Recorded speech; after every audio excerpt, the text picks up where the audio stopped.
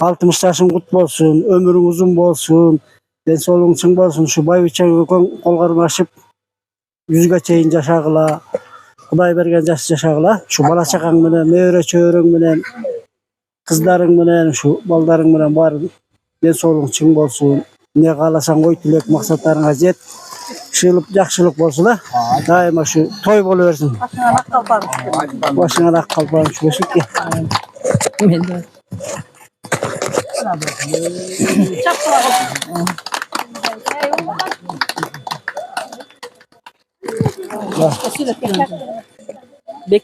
Bekniyaz şu Kutman yaş kuraň, 60 yaş kuraň.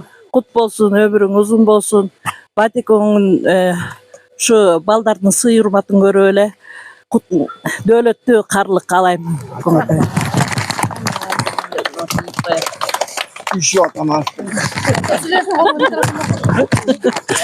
Bekniyaz ömrüň bolsun, jakşylyk bolsun. Şu Batikoň ömür boyu kolgarmaşyp baldaryňardyň, kızlaryňardyň hurmatsyň görüp jüre bergile. Rast ömür kanday kıska, kanday az. Anananın tezligine kadar baş.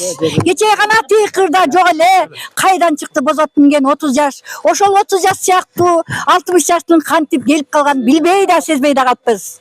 Oşol 60 yaş kut bolsun. Mamalak merane Urmatly klassdaşlar, mına bugün biz üçin kuançly gün bolup atat. Sebäbi degende mına biziň dostubuz, klassdaşybız şu Bekniyazyň ýubileýi bolup atat. Bekniyaz birinçiden galarmy şu Hudaýym saga den soğuk bersin. Köp yaşa. Mına Baýbıça Gökön şu bakly, karlykly sürgüle, neberelerden, çörelerden çaýyn içgile. Anan şu ne deyiz? Bardyk jakşylyklary galayбыз.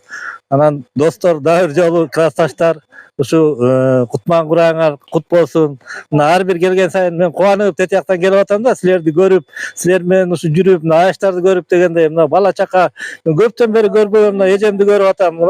Görmegen baldarymy, kızlarymy görüp atam. Barybız uşunday jakşı eken, yntymak. Şunu ötkөрgөнгө Hudaýybız kut kılsın. Baryňarga den soğuk bersin. Şu jakşylyk toýlarda Huda kalasa giyinkide şu Bekniyaz şu balasyny öýlep şu toýda gelip şu ýerde da turaly aman eten bolaly. Rahmat. Hanım geldi. Oldu mu?